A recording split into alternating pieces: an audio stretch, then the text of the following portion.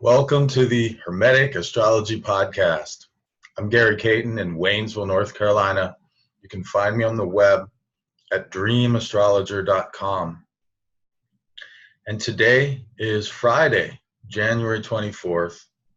Friday is Venus Day, and Venus is shining really bright as evening star now in the tropical sign of Pisces.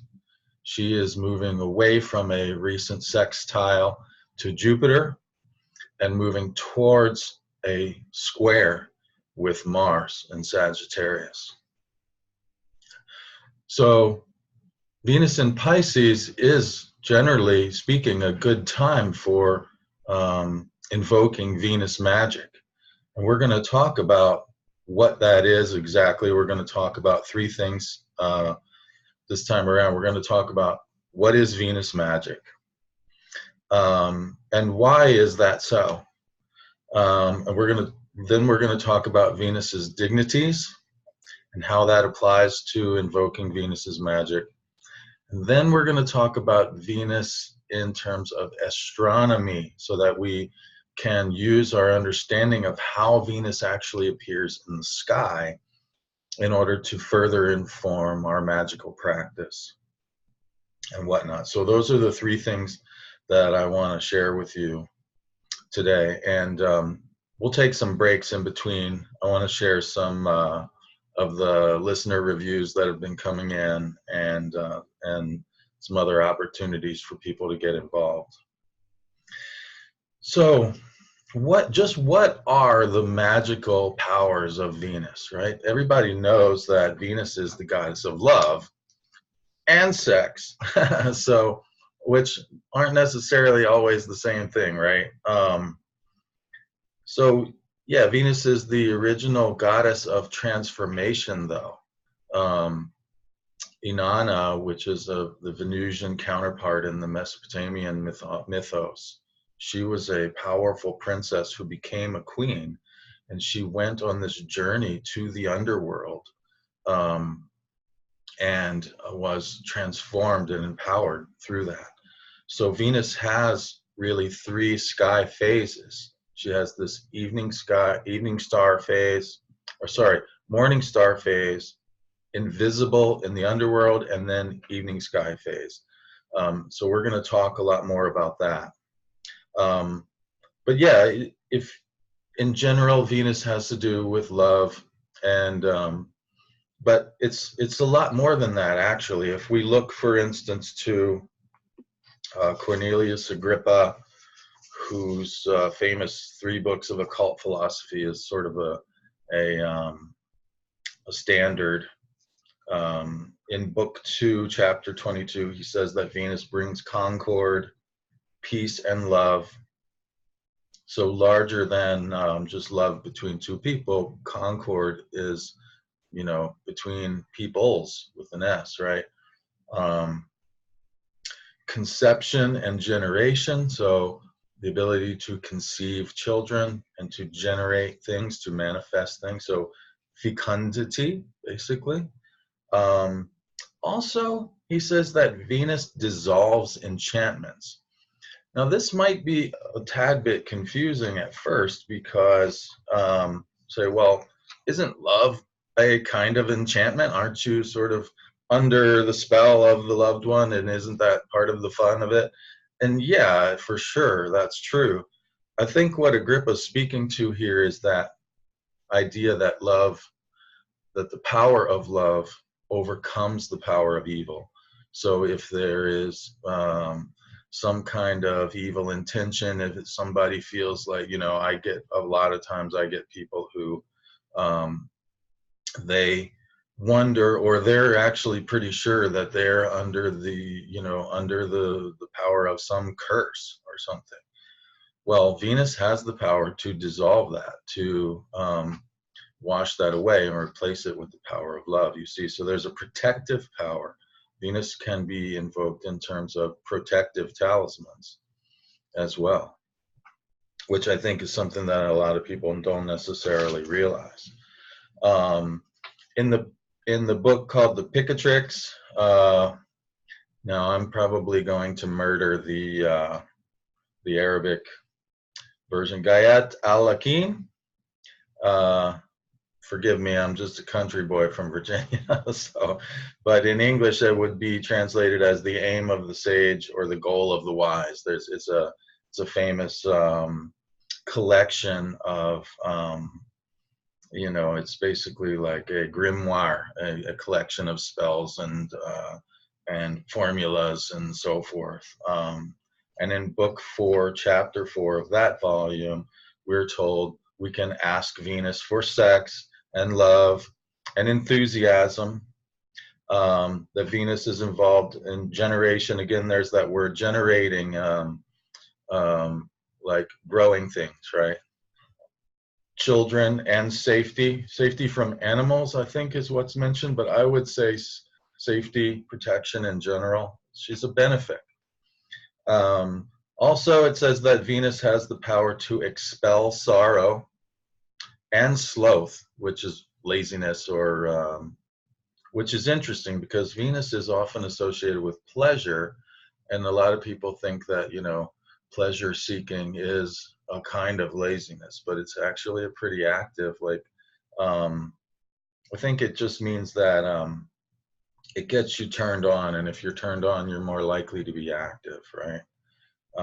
It also says it extinguishes fire, which is interesting because a lot of people have been concerned, for instance, about the fires in Australia and elsewhere. And if you wanted to pray to a divinity for assistance for those victims of those kinds of events, Venus would be one that you could invoke. You see, so these are the things that Venus magic. So we have Venus is in Pisces. She's in one of her favorite signs, and it's Venus Day. So those two things alone would make it really good timing for Venusian type petitions and Venusian type activities and so forth. I want to, it's interesting because I realize there's a lot of new listeners coming in lately. I was involved recently in the Astrology Hub 2020 forecast event, and there were like 20,000 people registered for that. So, there's people tuning into the show that may not have tuned in before. And I just want to mention that my approach is different than a lot of others in that, you might see some more, I see them as more corporate minded, but more recipe minded, more like, here's what it is, here's what you do, and like just giving the forecast, and like, that's great. But my approach has always been like, I can give you a fish. They say, give a person a fish, feed them for a day. Teach them to fish and feed them for a lifetime. So my approach has always been not just to give the fish. Yeah, everybody's hungry, they want something to eat right now, but let's take a further look at why this is so. While we're eating our fish, we can learn about fishing.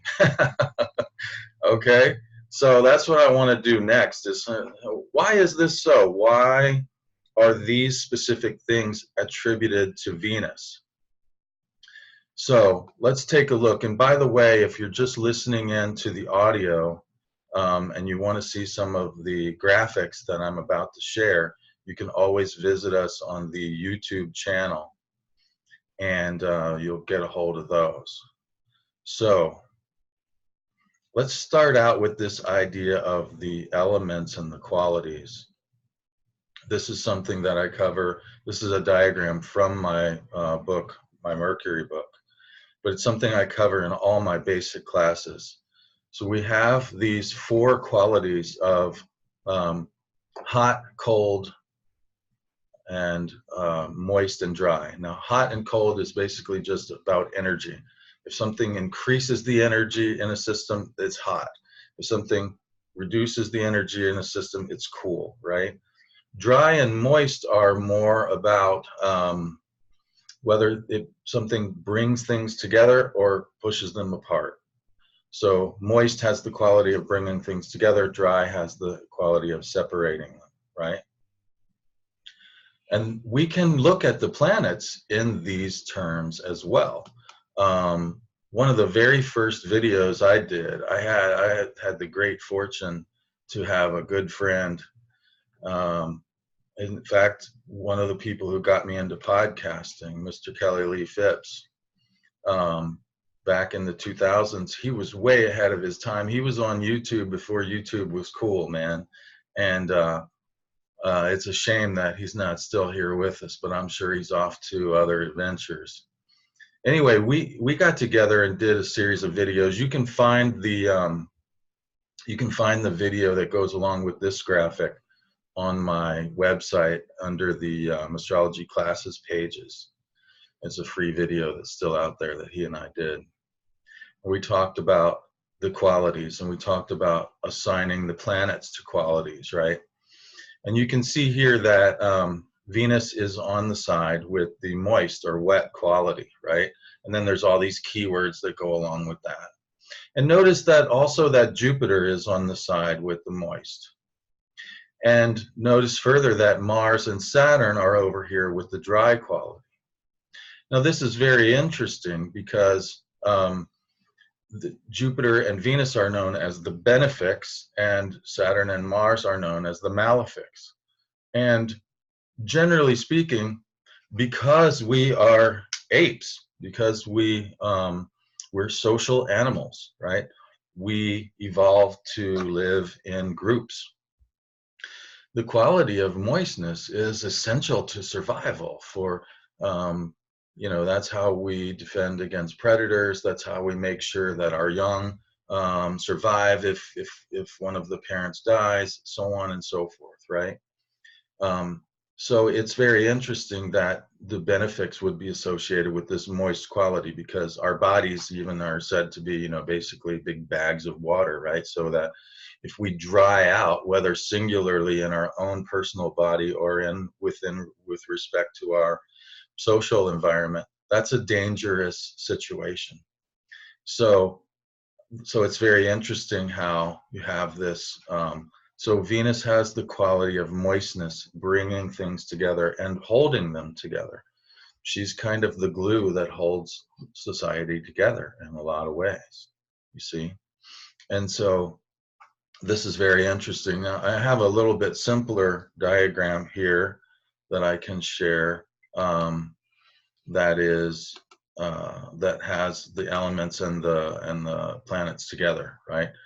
So and this comes from a lecture that I did at the previous UAC, United Astrology Conference, that was in Chicago. And by the way, all the recordings of all my lectures are available. I have a huge archives that's available to my premium members. So if you want to hear about any of these things that I mentioned, they're all available, and they are all available when you join as a gold level member. So that's more about that on my special offers page at dreamastrologer.com. So notice here that air and fire, the symbols for both of them are upward pointing triangles. So they're active. They're movement oriented, right? Hot is about movement, about energy, adding energy to the system. Yeah. Whereas water and earth, their symbols are downward pointing triangles. It's about calming, soothing, settling in, deepening. Yeah.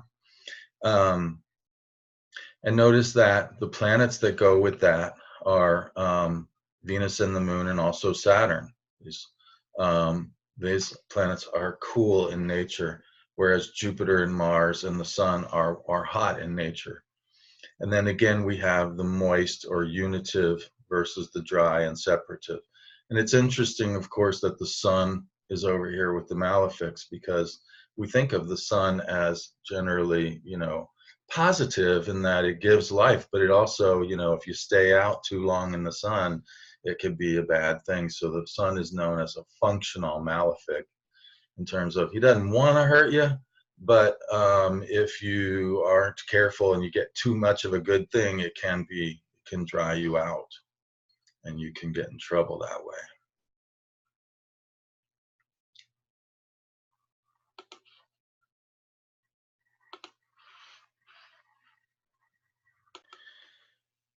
Now, it's important to understand that all of the archetypes of astrology within exist within a polar framework, so that the sign of Aries is equally understandable by way of its opposite, Libra.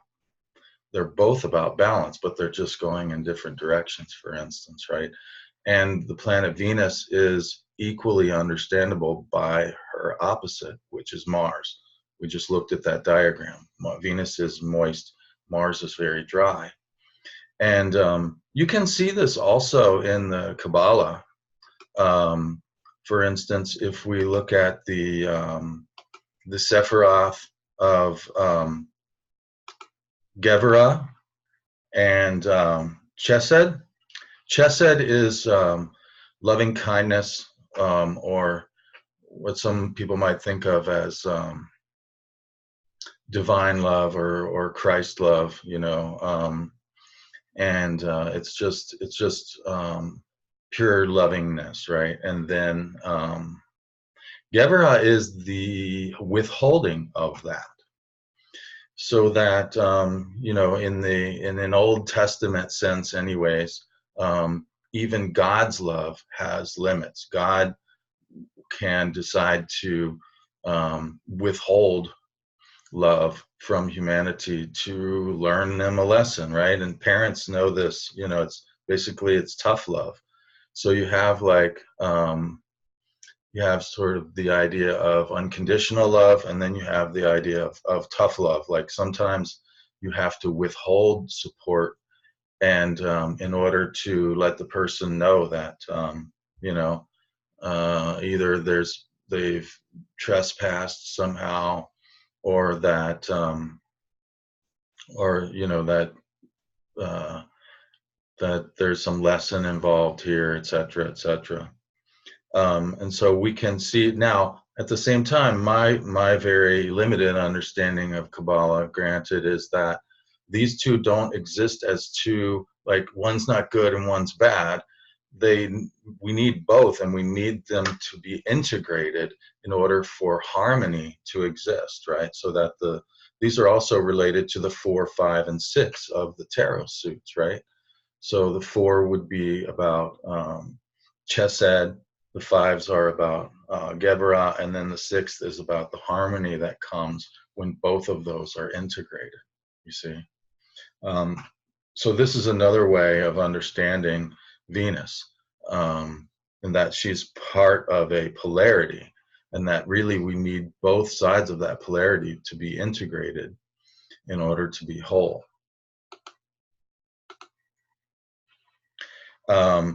This is not.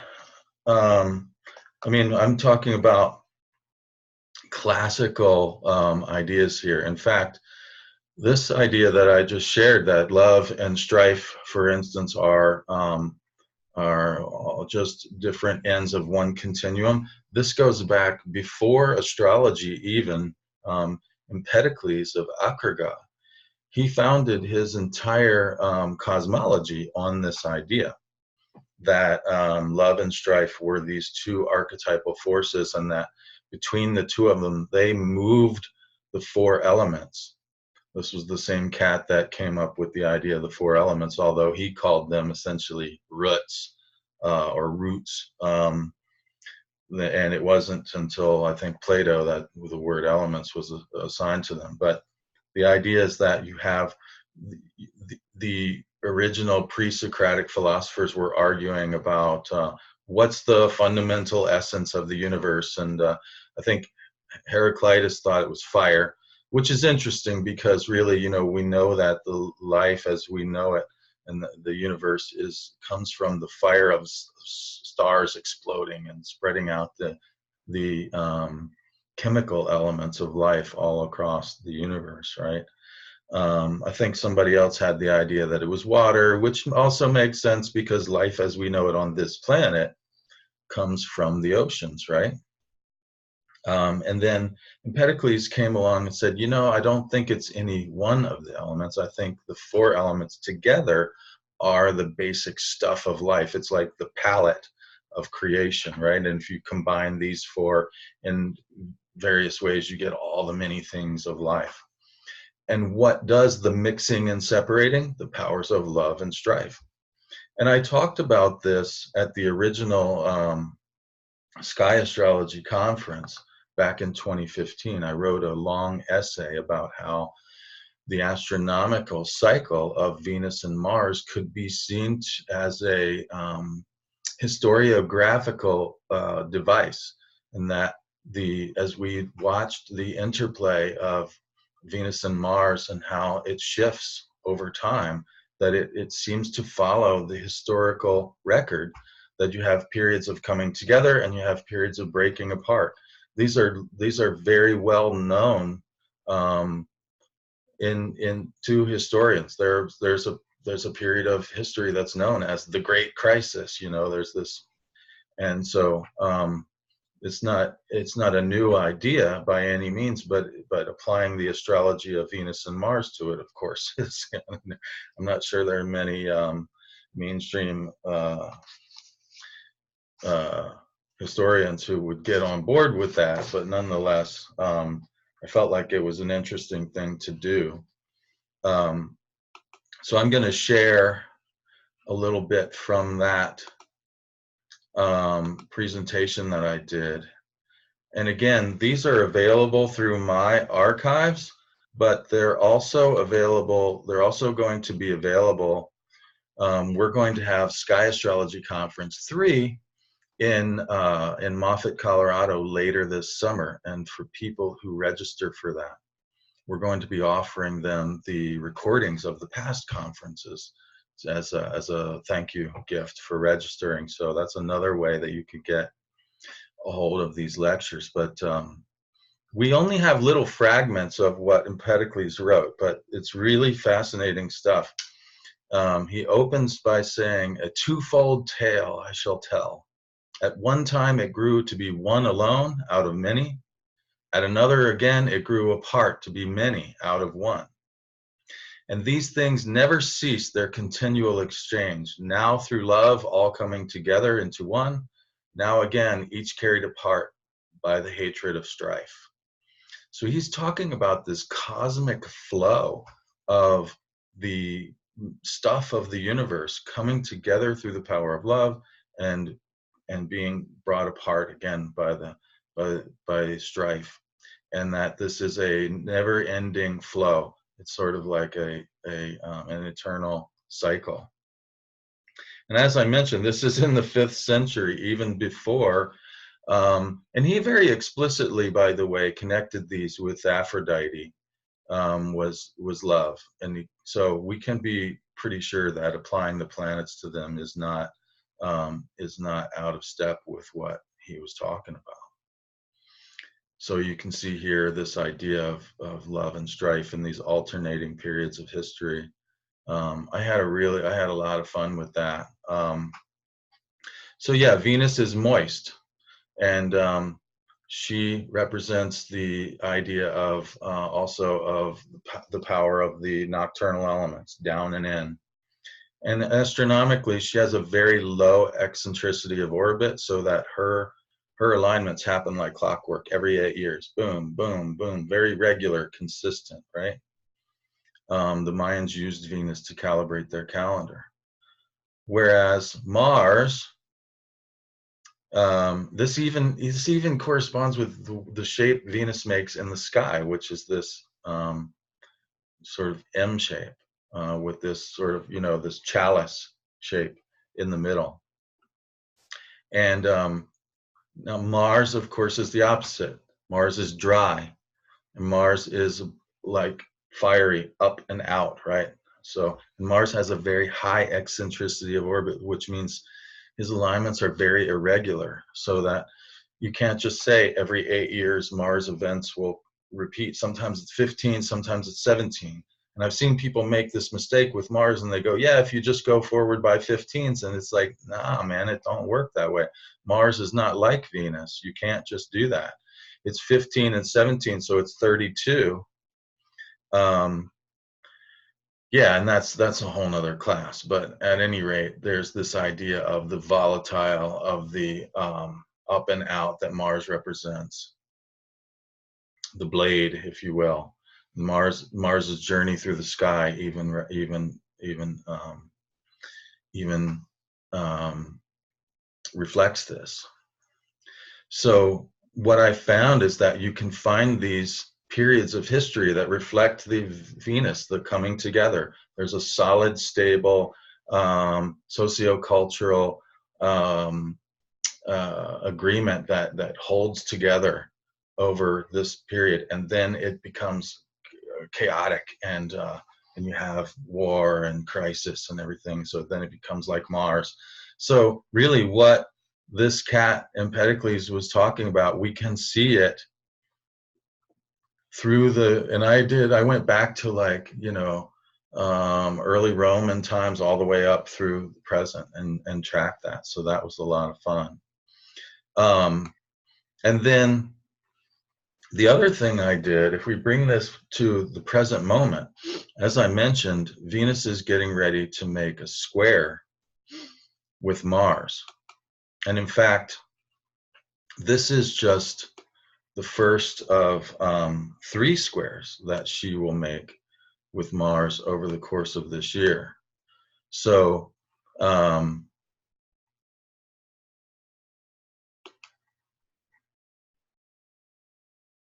yeah, the last conjunction between Venus and Mars was in late August of 2019. There was actually the Sun and Moon and Mercury were all present. There was this big gathering in Virgo at that new moon. And then they make a series of squares throughout the early first and second, and indeed into the third quarter of 2020. We'll have 3 Venus-Mars squares. So this square is actually just the first of 3 chapters in this sort of conversation between these forces of love and strife, you see. So this is important to understand, because, as I said, I could tell you what Venus square Mars means, give you a fish. But if you don't understand that that is related to 2 more events that are yet to come, you might interpret it in a way that is very short-sighted, right? So it's important to understand that these are 3 events that are related. And it's also important to understand that these 3 squares are different than the square that happens later in 2021. They're different because of the way that Venus and Mars appear in the sky, right? So during the first half of the cycle, the planet that is slower in nature dominates, because as the faster planet moves out away from the slower planet will rise first in the sky. So Mars will rise first, and during the square, Mars will be at the midheaven by the time Venus gets to the ascendant. So Mars is dominating Venus. He's dominating the sky. He has the high ground, and by coming first and dominating the sky, his agenda is more likely to be more prevalent or more powerful, you see. And so this is something that I also talked about in the second part of that Sky Astrology Conference presentation. I talked about how this idea of understanding the diurnal motion of the planets through the and this idea of the individual versus the collective. In Plato talked about these 2 circles of the ecliptic and the equator having about the circle of the same, the equator. In daily motion, the planets and stars all rise, culminate, set, and anti-culminate once per day. They all have the same motion. So the circle of the one, there's one speed that everything moves. In terms of the ecliptic, though, Venus moves faster than the sun, but slower than Mars, right? So there's these many different speeds going on. So the ecliptic is the circle of the other. Um, and this is interesting because Plato says that because sameness is preferable to difference, he says that the circle of the same should have sovereignty over. Now this means essentially that essentially, this is a good pun. This essentially means that that essential dignity is trumped by accidental dignity. That a planet's placement in terms of the daily motion is more important than the planet's motion in terms of the signs. And that's exactly backwards from what astrologers do, which is very interesting to me. But, the only modern research that we have that gives any sort of semblance of, quote, scientific um, accuracy was that by Michel Gauquelin, who found that as planets rise, culminate, that you would find the biographies of this person and the vocation of this person would be consistent with that planet. And so I think maybe there's something to this. So this idea of planets rising before the sun in the morning sky or setting after the sun in the evening sky, this is also relative to that. And we're going to talk more about this in the third part. But yeah, so basically, if we look at diurnal motion, it's going to show us which planet has the dominant focus in any given pairing. And thus, it shows us kind of who's leading and who's following in their at this point in their relationship. It also shows us where the planets are coming from and where they're going, so it reveals something about their overall mission. So so basically, if Mars is leading the square, if Mars is in the dominant position in the square, this means that we will tend to act first and then evaluate and then determine, was that worth it later? We're just going to go for it. We're just going to do it, right? Mars. And then, wow, did that turn out well? Am I happy? Am I satisfied? Venus? That will come later. Whereas when Venus is rising first, these people with charts like this might tend to consider the value of acting first. I remember very clearly, this is my chart, by the way. I have Venus rising before Mars. And I remember when I was trained in sales, I used to sell all kinds of stuff door to door back in the day, and Kirby vacuum cleaners and whatnot. And the way they trained me was the Mars first way, where if you knock on 100 doors, you'll make this many sales. And what I found is that, yeah, but I was pissing off people along the way, right? And I didn't necessarily like that. And so I started to figure out, like, if I actually target the people that I found something called a crisscross directory. So I would target, like, is this even a neighborhood where people have disposable income, right? And then I would make phone calls and do my own telemarketing. And then by the time I got to the door, I had already, figured out the value of knocking on this door is much higher than just knocking on any door, right? So I was going for the, increasing the potential value of any given contact before acting, right? So this is how, in the second half of the cycle, the faster planet dominates. The faster planet rises first and has the high ground.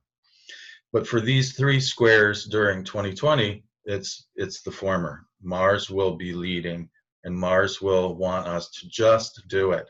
Figure out if it's worth it later, especially because there's three squares. You might need 3 tries to get it right anyways, you see?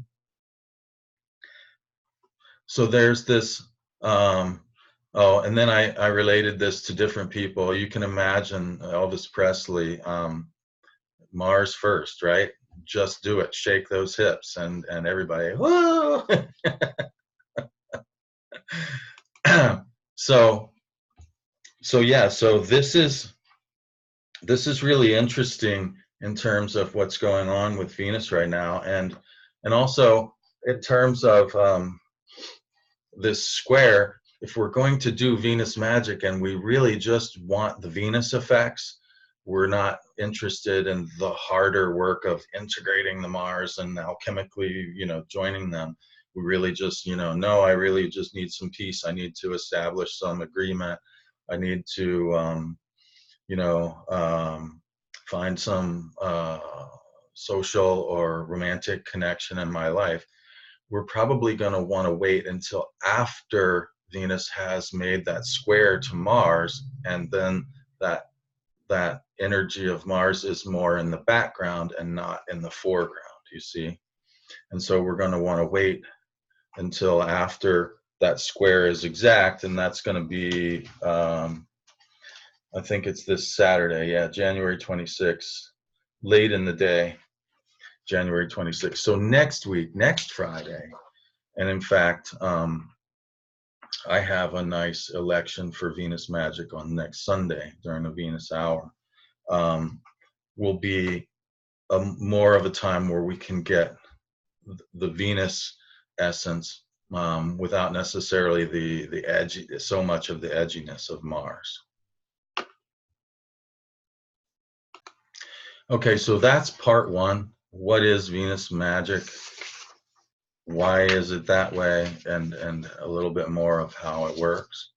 I want to take a break here before we get to part two and talk about Venus's dignities.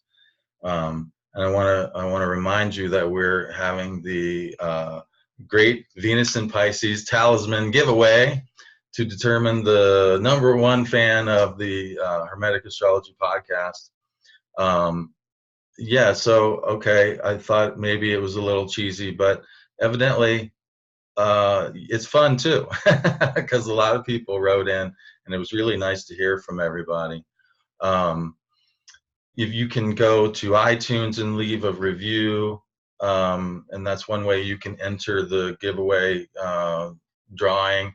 You can comment on the YouTube page. You can comment on the Facebook page, which is facebook.com /hermetic.astrology, and then you click on the tab that says reviews, right?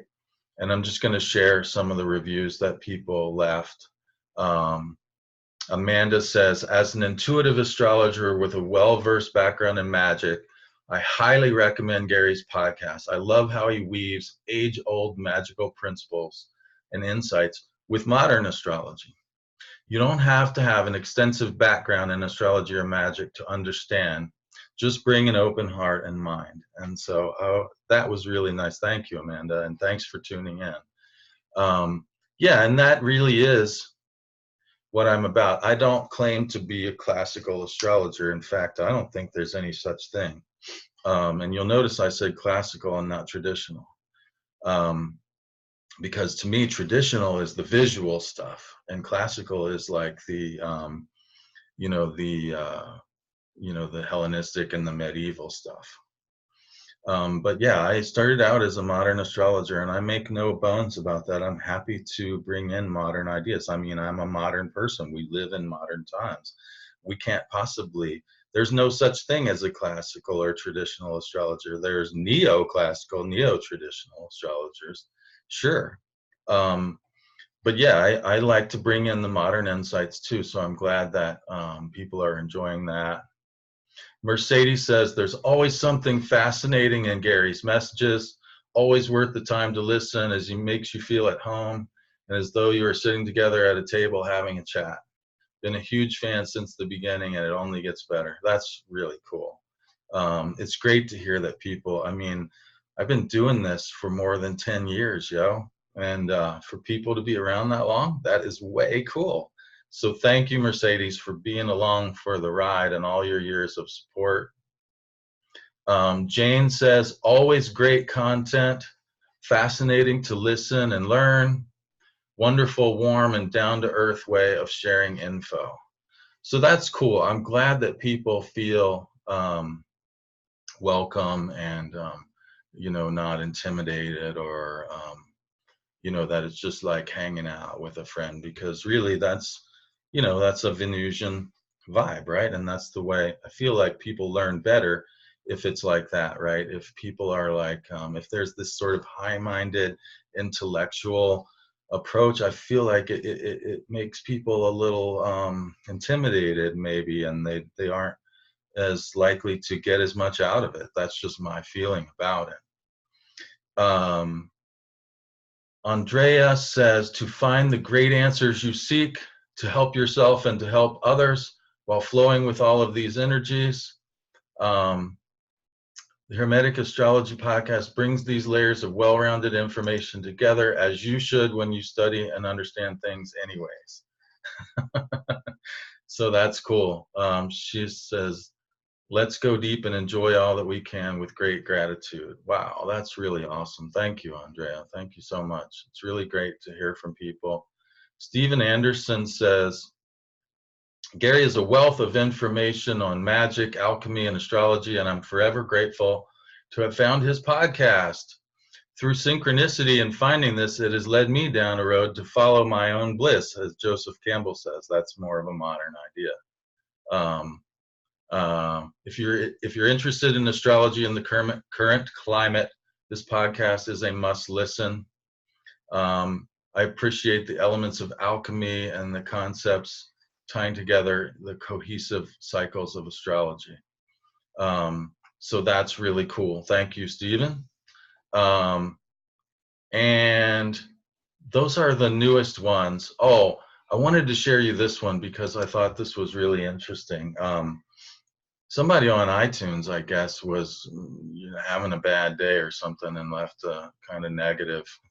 And I'm just going to repeat, like, the idea of the compliment sandwich. Like, if you just have a purely negative thing, that's not the majority at all, and I'm likely to throw that out as an aberration, And so, if you really want your point of view to be heard, might be a good idea to mix in what you like with what you either don't like or what you are hoping to see. That's something I'm not doing yet. And yeah, this comes from a listener. This is a little bit longer, but I thought it was really cool. I discovered your podcast a few days after the most recent full moon. I wanted to set my intentions towards drawing in things that would help me grow in my studies, and help me become a better occultist. And I just happened to click on your podcast while browsing. Here's where things get really interesting. Everything you said highly resonated with me. You talked about dream work and getting answers from your dreams, which is something I regularly experiment with. You talked about the themes of Jack and the Beanstalk, which really spoke to me. And about following my own inner desires and dreams. But the icing on the cake was when you said something about this compliment sandwich, which is something I live by, and I thought I was the only one who heard of that. So it's really funny how stuff, that just comes through my consciousness, and it's vibing with other people. And so he says, I guess what I'm here to tell you is that whatever you're doing or however you're casting to get more people aware, and join with more like-minded people, it seems to be working. So that's really awesome. Yeah, if you're a new listener, I do tend to wander a little bit. I do tend to take a little time in getting to the point. And this is by design because, as I said, it's kind of like the difference between giving a fish and teaching to fish. Also, it reflects my chart. My Jupiter is definitely in the evening sky phase. And so this idea that we're going to get into more in the later part of the podcast, that morning sky planets are very direct. And so, they just go right out. It's kind of like there's different people, different ways to shop. Some people go shopping and they have a list and they go in, they get the stuff on their list and they leave, and that's right. Other people like to wander around and see what's there. Oh, I didn't notice this was here before and such. And I'm definitely more of the latter type when it comes to teaching.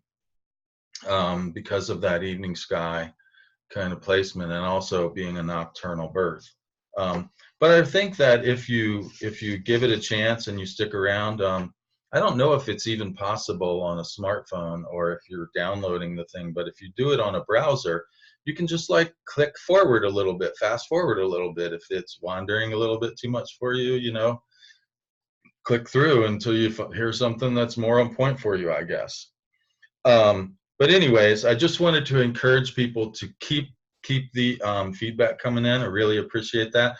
Make sure that you like us on Facebook, that you subscribe, right? Because then you get subscribe.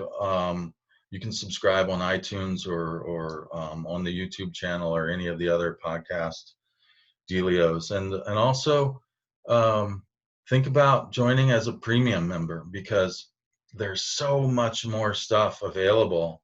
I give premium reports with all of these graphics and all of extra reading, and I send out talismans to people. There's access to my archives. You can also get discounts on consults and so forth. So that's a really good deal for people. And we have also a Facebook group, and we have group meetings, webinars from time to time. So keep those coming. I'm going to be consecrating the Venus talismans next Sunday. And I'll share some more about that chart in a little bit in case people want to do their own magic on that day. But after they're consecrated, we'll talk about doing the drawing. So you have at least another week or two if you want to get in on the Great Venus Talisman giveaway. I'm going to give away one, and I'm going to sell the other one. So I'll show you really quickly what they look like. You know, it's really interesting that Venus is exalted in Pisces, because in the mythology, she comes from the sea, right? She was born out of the foam of the sea that happened after, you know, Saturn cut off the junk of Uranus and threw it in the ocean. And then there was this great foaming, and out of that came Venus. So let me see so I put some seashells on here, and there's like a scalloped background, and this is fine silver, and then I'm going to engrave it with the sigils of Venus on the back and consecrate it at the appropriate time. So that's the one that I'm going to be selling, and then this is the one that I'm going to be giving away. This is a little simpler design, but it's like a shell, right? It has depth to it. So it has the scalloped design on the back, and I'm going to put a Venus sigil on there, and then it has the Venus symbol on the front. So that's also fine silver. So I'll have those available for people here in a couple weeks. So yeah, if you want to get in on the giveaway, make sure to either leave a review, leave some comments,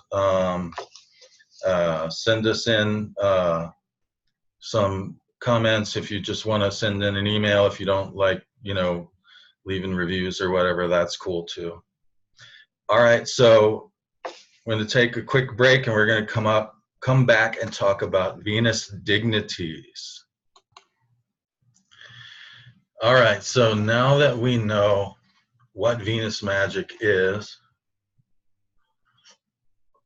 and why that is so, and a little bit more about what the opposite of Venus magic is and how those two things operate really as one, we can begin to think about, okay, when do we do Venus magic? How do we know when are the optimal times to do Venusian activities? And as I said before, Fridays are sacred to Venus, so the planetary day of Venus is good. Planetary hours, if you learn to do those, also good. If you can get day and hour together, that's ideal. usually the first hour after sunrise always belongs. So Fridays at dawn and the hour following dawn are always really great times to do Venus activities. And then if we get a little bit more granular, if we get a little bit more into that, there's two basic conditions that the classical texts talk about in terms of when it's time to do planetary magic, and that is A, when the planet is in one of its dignities. Modern people know these as rulerships and exaltation. There's other dignities that are good to be aware of too, and we're going to talk about those. And also when a planet is interacting with a fixed star, particularly a fixed star of a similar nature as the planet. And this happened, I wrote about this in my magical forecast for astrology.com. There, I do a series of articles for them, and I wrote about the conjunction of Venus with Fomolo, the star Fomolo, because the star Fomolo is in the constellation of the Southern Fish, and it's about charisma and so forth. And so the star and the planet are of similar natures. This is really good. In fact, I'll read to you a little passage. It's in the Picatrix, The Goal of the Wise, but it's actually from, and they give sources, which is really interesting. It's from a book by Hermes called The Secret of Secrets. And there's a series of aphorisms, or I would say not rules, but guidelines. Some people would say rules. And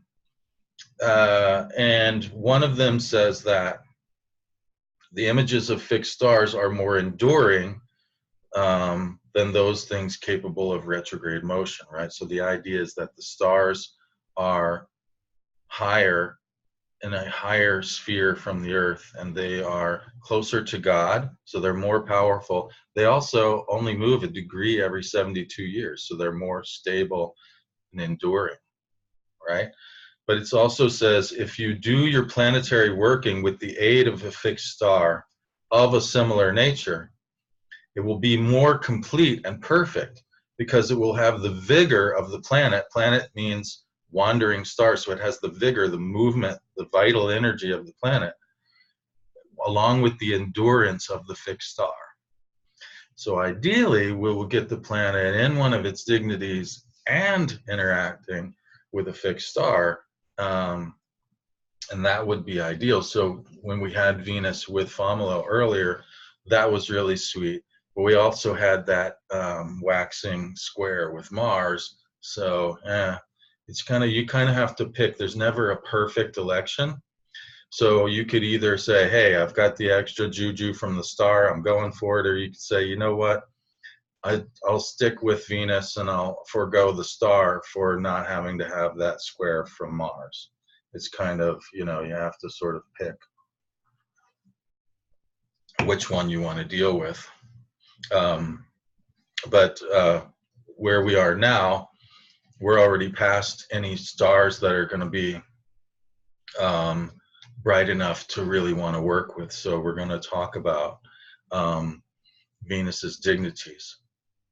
So why is it that Venus in Pisces is a good time to do? Why not Venus in Leo, for instance? Okay. So I'm going to share with you, this is part of a presentation that I did earlier this year at the Great Lakes Astrology Conference. I did a talk on the Almuten as a significator of your soul. The Almuten is considered to be the most dignified planet in a given chart. Well, actually, that's not true.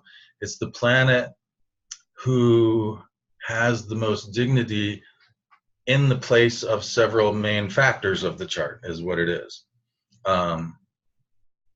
But I just want to I want to start out talking about, and again, you can see the slides as I'm talking if you go to YouTube. The idea of essential dignity, each of the classical planets has two signs that they rule. one by day, one by night, and they have one sign in which they're exalted. And these three are the ones that modern astrologers mainly use. As I said, there's more dignities that we're going to talk about. But I like this idea that Robert Hand uses when he talks about essential dignity, that it is about intensive magnitude. Planets in their dignities are more intense, period. They're more intense in those signs than they are in other signs. There's just more energy there. Now, when they're in their dignities, they're more intense in a way that is well received and helpful or successful. In other words, they're in accord with the current social order. Now, if they're in debility, if they're opposite the signs of their dignities, they're also more intense. But they're more intense in a way that is not always well received, helpful, or successful in terms of this current social establishment. Either way, they're more intense than in other places. But one kind of has a chip on its shoulder, right? The debility really, it's intense. It's as intense as the dignity, but it just sort of has a chip on its shoulder. Or it's you know, it's like the scarlet letter, right? Remember that? That's definitely intense, but it's not necessarily intense in a way that we would want to willingly choose to carry around 24/7, right? So that's why most of the time we want planets in their dignity when we're making talismans, because it's just easier. So Venus rules Taurus as the nocturnal sign, and rules Libra as the diurnal sign. So Taurus would be, Earth. It would be more about resources, and then Libra would, as an air sign, would be more about conceptual stuff, art, and the arts and social energy and so forth. And then her exaltation in Pisces would be the higher vibration. So domicile dignity, this, by the way, is in Demetra George's book, Ancient Astrology, that each one of these dignities has a sort of a different kind of power that they're not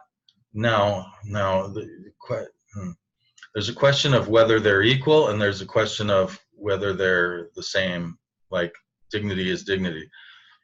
There's definitely different kinds of dignities. There's different kinds of power that come from different dignities. In the beginning, that is, in the Hellenistic era, they were treated relatively the same, therefore they were equal. And then later in the medieval era, they said, no, domicile dignity is the best, exaltation next, and so on and so forth. Okay, so there's that. So Venus is exalted in Pisces. The common metaphor is that when a planet is in its own sign, it's like a person who owns their own house. They're free to do what they want. They have sovereignty, right? And this, by the way, is very interesting, because I was reading a thing the other day on the Joseph Campbell Facebook page where they were talking about this story of King Arthur and the knight Gawain, and how Arthur was faced with a challenge where he had to answer the question, what do women really want, if this guy was going to keep from killing them? And the answer turns out to be, number one, they want to be seen as they really are, their true inner essence. And number two, they want sovereignty. They want to be free and in control of their own lives.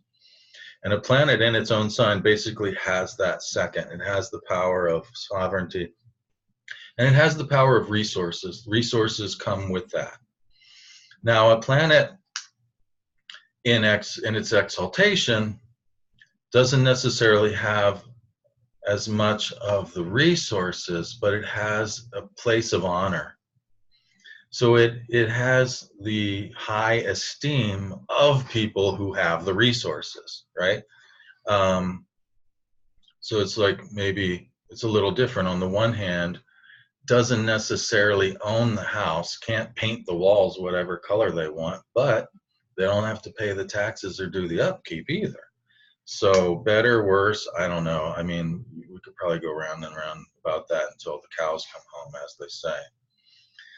But yeah, essentially Venus is stronger in Taurus, Libra, and Pisces in a way that is generally favorable or well accepted, and stronger in Aries, Virgo, and Scorpio in a way that kind of goes against the grain a little bit.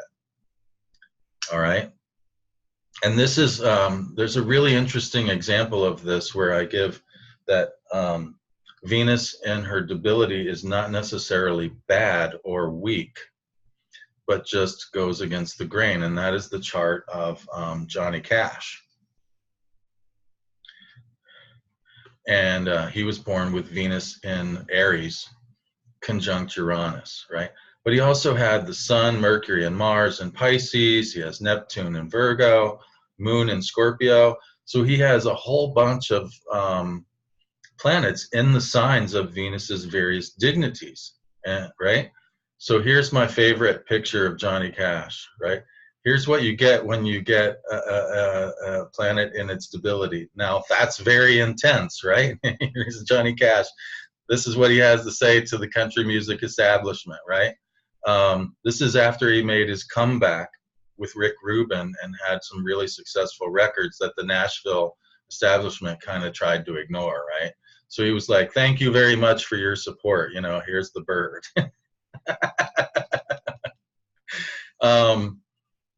Venus definitely rules singers, both classically and in modern. If you look at Rex Bill's book or Lee Lehman's book, you get Venus ruling singers.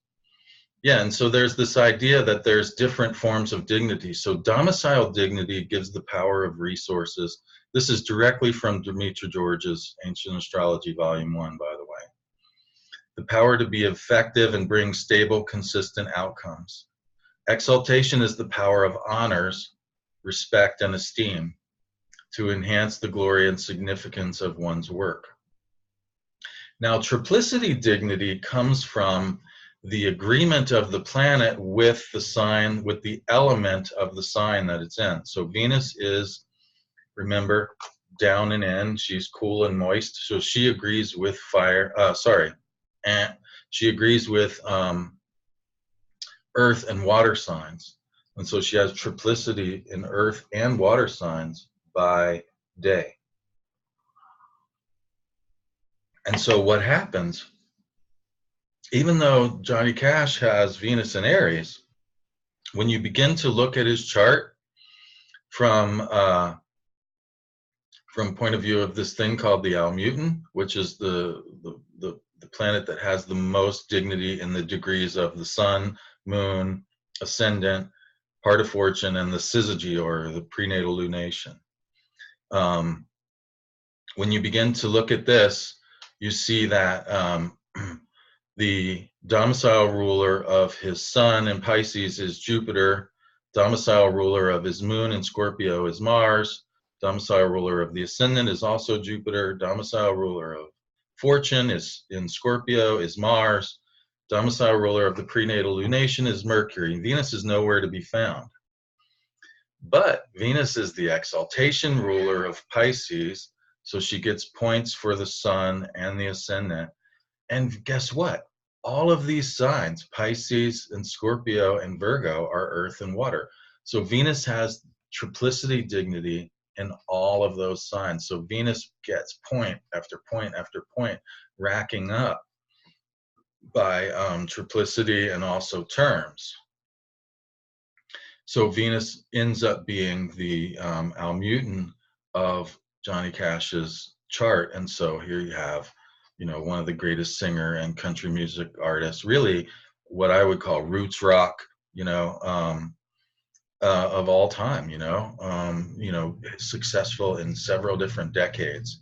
So this is really interesting stuff when you begin to understand the various dignities. And as I said, there's different power that comes with each one. We're going to talk about the power of bounds and face also. bounds the power of autonomy to set your own rules. So, by the way, triplicity dignity, if a person with Venus in its own sign owns the house, person with Venus in exaltation is the honored guest, person with Venus in triplicity is in a family home. And there's this wonderful scene from that movie, Walk the Line, with one of my favorite actresses, Aries woman. She plays June Carter, and Johnny is like recovering from his addiction, and he's in the home of June and her family, and they're taking care of him while he's down. So there's a really good example of triplicity dignity is about the support of community, so extended family and also followers or followers or supporters or whatever. So it's interesting because in this day and age, having followers is actually a big part of the success formula. So triplicity dignity is not to be sneezed at. I don't think it's a lesser kind of dignity at all. We're going to talk about face dignity is really over the power of magical power of the decans. And we're going to talk about that a little bit more here in a minute. But right now I've got to, I hear my kitty trying to get my attention. So I'm going to take a quick break and feed the beast, as they say, and I will be right back. Okay, so once we start to understand the different kinds of dignity, we can realize that Venus in Pisces has a couple different kinds of dignity. So if we look at this chart, let me see if I can get my little, here we go. If we, there we go. I've got a little spotlight here. Yeah, here we go. So you see that Venus is the domicile ruler of Taurus, so it has the power of resources, and Taurus is an earth sign. So if we're talking about like literally, what did we say earlier? The power of generation, fecundity, so growing crops, for instance. Venus in Taurus, do re mi, like money, that would be Venus in Taurus. Like we said, in an air sign, the power of resources, but this would be more like social resources. So the power of like getting a good education and so forth, and Libra. And then the power of exaltation, Venus has the power of honors and esteem in Pisces. But notice also that you see here Venus has triplicity dignity in Pisces in a day chart, right? Venus has triplicity dignity in Taurus as well. Also Cancer, also Virgo, also Scorpio, also Capricorn. So Venus in Pisces has not just the power of honors and esteem, but also triplicity dignity. So community and followers, right? So we can call on Venus in Pisces because Venus is in her dignities. She has extra power available, and two different kinds of power, in fact. Now, if we look at the outside of this wheel, notice that Venus has face or decan dignity in the first 10 degrees of Aquarius. And this is where the upcoming Jupiter-Saturn conjunction is going to be, and it's really going to rule the next 20 years at minimum. And I think because it's the first one in an air sign, that's going to be, that's where all the ones after are going to be an air sign. Really, like the next 100 plus years, this conjunction is going to be in effect. And Venus has the power, the magical power in that decan. So the power of cohesion and love and bringing things together is going to be part of what's the world order for the next 20 years or so. If we look down here And the last conjunction was in the third decan of Taurus. The decan ruler of that is Saturn. And if you think about it, like the power, the magical power of the last 20 years has been fear. It's been like the the terrorists are coming to get you, and oh, there's going to be another financial collapse, and or there's going to be a world disaster, or the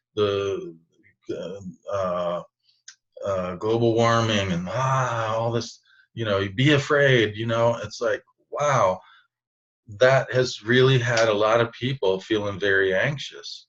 And think that, like, even when any of those things are true, and we can argue about how much they were really true, I think people use that to their advantage quite often.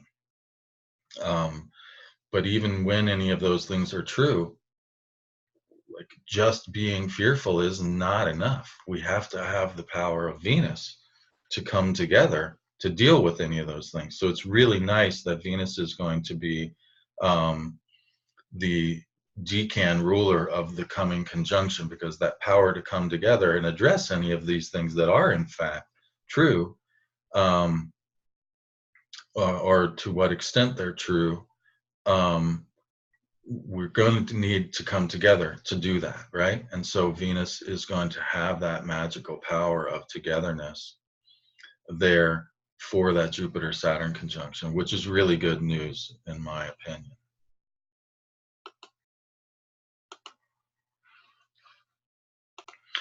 Okay, so we're going to take a little break before we come back and talk about the astronomy of Venus and why this particular cycle of Venus is especially powerful, as especially with the Venus in Pisces and Venus in Taurus transits that are coming up, and why they are especially powerful. So we're going to come right back, and we're going to talk about the astronomy of Venus to put the icing on our fish pie, if that's a thing. All right, be right back. Okay, and before we do that, I just want to invite y'all to check out another project of mine. That is the Sky Astrology Conference. We're going to be having the third Sky Astrology Conference this year, July 16th through 19th in Moffett, Colorado. Really, really dark skies, wonderful healing hot springs there. You can check that out at skyastrologyconference.com. We have a Facebook page. We recently did a free webinar. And if you want to write to skyastrologyconference@gmail.com, you can see about getting the recording for that. But we did a free webinar on the Jupiter-Saturn conjunction.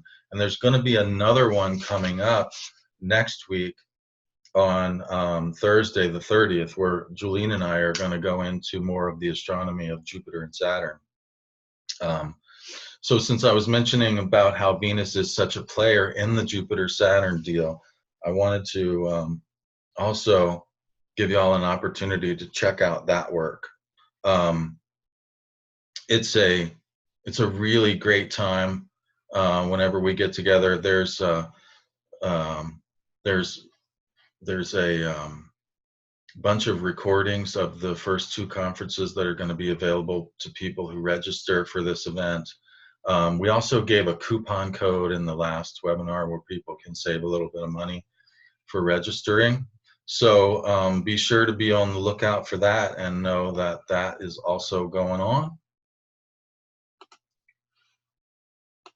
All right, so let's talk about the visual journey of Venus as a wandering star in the actual sky. All right, because this is something that really revitalized my astrology practice back in 2007. I had the wonderful blessing to be invited. I was given a scholarship by Michael Earlywine to attend the conclave at Project Hindsight. And this was my second time at Hindsight. I was there back in the 90s. I actually lived near Berkeley Springs, West Virginia. And just by fortune, happenstance, happened to stumble upon that. And so it was wonderful to get back to hindsight. And we were sitting out on the porch, listening to Michael speak, and there's this guy next to me, and I had heard his name before and stuff, and it was Adam Gainsberg. And he says, "Hey, Gary, something you were saying." He's like, "I really want to talk to you about, because it has a lot to do with what I do." And we were talking about the sky, and he shared with me this phenomenon that he was turned on to by Daniel Jamaro, and and Daniel was turned on to it by this guy Clyde Hostetter in this book called Star Trek to Hawaii, where and this dude got it from this ancient vase that was like encoded on this ancient vase, and it's the fact that Venus's visual journey in the sky includes three phases. As I said, there's a morning sky phase, there's an invisible phase, and then there's an evening sky phase. And in the morning sky phase, Venus makes between her greatest brightness as morning star and her eventual disappearance, she makes 7 conjunctions, descending, getting slowly lower and dimmer. She makes 7 conjunctions with a waning moon, right? The waning moon is kind of descending in light and pulling her down into the underworld. Then she's invisible for 60 days at the superior or exterior conjunction. And then she makes 7 conjunctions with a waxing moon as she's coming back up out of the underworld. This wonderful symmetry and this amazing visual cycle just really inspired me. And I worked with this for several years, did many podcasts around this idea. And if you want to work with this further now, I would suggest Tammy Brunk and Kaylin Castell work with this very much. Sasha Benedetti, who was on the show a couple episodes back, all of these women are doing wonderful work with this concept, and I would encourage you to check out what they're doing. But yeah, so the other thing that Adam turned me on to is that the sign that Venus is in as she makes this first appearance in the eastern sky, the very first visual appearance, the sign that she's in kind of sets a tone for the entire cycle. This idea is very applicable in my experience, both with Venus and Mars, and other planets as well. This idea that this first appearance sets the tone. And this last time when Venus made her first appearance, she did so in the sign of Libra, which is one of the 3 signs that she rules, right? One of the 2 that she rules by domicile. But here's the thing, because of the peculiarity of Venus's orbit, she only does this in 5 signs at any one time. Like the pentagram, Ariel Gutman wrote a wonderful treatise about this. And this is the first time in 200 years that Venus has made this first appearance in the sign of Libra. So this is a brand new phenomenon. And then what's amazing about that is that when Venus comes into the evening sky apparition, as she is now, these 7 gates, this red one was in the early degrees of Aquarius, so that was where the Jupiter-Saturn conjunction is going to be. And then, so there's 1, 2, 3, 4, 5, 6 conjunctions as Venus is moving up, and then the 7th one is just before her maximum brightness as evening star. So Venus is getting higher and brighter the whole time. She's sort of waxing, if you will. And I don't know if many people realize this, but from what I can tell, this idea of a planet being more powerful when it's brighter and getting brighter is in the Picatrix. I have not heard very many classical astrologers being connected with this. In fact, you'll see classical astrologers saying, "Oh, I'm going to make a Venus talisman, and it'll be in this part of the journey where Venus is getting dimmer and lower." And I'm like, I don't know that I would pick that one unless I was trying to do that down and in journey, which has its own merits. But in this journey, which is in a Libra cycle, Venus is going to make a conjunction in Pisces first, and then later in Taurus, two signs of her other dignities. So she's in a cycle of her dignity, and she's going to make these conjunctions with the moon in these signs of her dignity as she's getting high and bright in the evening sky. And as I said before, the morning sky is sort of yang and direct and maybe quick. You'll see, like if you do magic for morning sky placements, you can expect the results to happen quickly. Whereas if you do magic with evening sky planets, right, evening takes a while to come around. So the magic of evening sky planets might be a little slower, might be a little wandering before you get there. And you see, right, this idea that, but Venus as a nocturnal planet is thought to be more powerful, more in her own element, as it were, in the evening sky. So we have these wonderful opportunities, both with Venus in Pisces and Taurus, where she's in a cycle that's of her domicile, Libra, and she's getting higher and brighter in the evening sky. This is about as good as it gets in terms of all the different things that you could want to come together to do Venus magic. So this is an especially powerful time, I think, to be tuning into Venus and you know, the first cycle in 200 years, and then also because Venus has the magical power of the decan, where the Jupiter and Saturn conjunction is going to happen later in the year. By tuning into her now in her dignities, we can begin to plant the seeds for that conjunction, which is really going to yield fruits for the next 20, maybe even 200 years. Not that I'm claiming to have the kind of magic that's going to keep me around that long, you know, but who knows, if you write a book under that, you know, it'll have the power to endure over the generations or something, you see.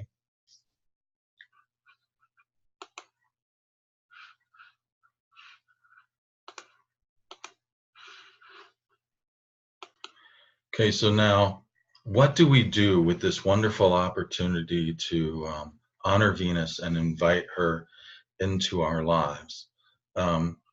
We can start really simple. As I said, you can do petitions or prayers or affirmations for Venus on Fridays while she's in Pisces and Taurus. If you bring in the Venus day and the hour, that's a little more powerful. So if you're a little more advanced and you can calculate planetary hours, I usually include a link to planetary hour calculator in all my reports for my members, you know, for that reason. You can also go out any day of the week, really, and gaze at Venus in the sky, right? Wonderful, beautiful, bright, incredibly bright, brightest thing in the sky, far and away now, and easy to see from anywhere, even in the big city. You can go out and gaze at Venus and connect with her that way, which I highly recommend. And then, of course, you can do something a little bit more involved, which is what I'm going to do when creating these Venus talismans. So I'm going to share the chart that I have for Venus talisman again with everybody for Venus and Pisces. I'm going to keep the one for Venus and Taurus just for my members. So if you want to keep getting updates about these talisman opportunities, becoming a member is another benefit of that. So yeah, Sunday, February 2nd, 3:20 p.m. is the local time here in Waynesville. You have to adjust that, of course, for your local time. And so we have Venus and Pisces on the midheaven. Generally, you want to have Venus on the planet that you're doing magic for on the ascendant or the midheaven. I happen to think that the descendant and Coeli, the anti-culminating point, also work, but most people like to use the ascendant and midheaven. And then if you if you get the cooperation of the moon, that really helps. And in this chart, we have the moon is waxing, so it's gaining in power, and it's in the sign of Taurus, which is the moon's exaltation. So the moon is very powerful as well, and she's making a sextile to Venus. So the moon is adding the power of manifestation, right? The moon is the closest body to Earth. So she's the final intermediary between the stars and the various planets and the earthy realm of manifestation. So you usually want the help of the moon. Now, Venus is in the same sign as Neptune, and Pisces in general is pretty idealistic. So, you know, the Greeks had, so of these various things that we would do Venus magic for, right? So, Agrippa talks about peace and love and so forth. Picatrix says, you know, sex, love, and enthusiasm. If I were just going for sex, I'm not so sure that I would use this particular one, although we have the sun in the 8th house, along also Ceres in the 8th house. The Greeks had many words for love, and three of the main ones were eros, right, erotic love, sex, but also, you know, many things can be erotic. It doesn't necessarily have to be, but sex is specifically the erotic form of love. And then they had philos, which is more like what people think of as brotherly or sisterly or familial love, right? It's you love someone in a sense of just, you know, you care about them and you want what's best for them, right? And then so that would be friends, family, extended family, colleagues that you care for, etc. And then we have agape, which is, you know, unconditional love, and that's more like Neptune, Pisces. So this is very much, and now, you know, that takes some doing for human beings sometimes, right? It's like it's hard to be it's hard to bring in the highest vibration sometimes. So this one, you know, I think is more for these ideas of peace and concord, dissolving enchantments. I think this would be really good for um, uh, extinguishing fire, water sign, the great ocean there with. I think that those kind of things. This would be also. Yeah, I think protection would be part of what this one would be offering. It's interesting because it also has Jupiter near the descendant, and Jupiter, now Jupiter is in its sign of fall, so it's sort of an anti-establishment kind of Jupiter, but Jupiter's always going to be protective, and I think having Jupiter on an angle is never a bad thing in a chart. So, and then the malefic, the out of sect malefic Mars is in the 6th house, where he's said to joy. And I think the idea there is like put Mars to work, and he's less of a troublemaker, right?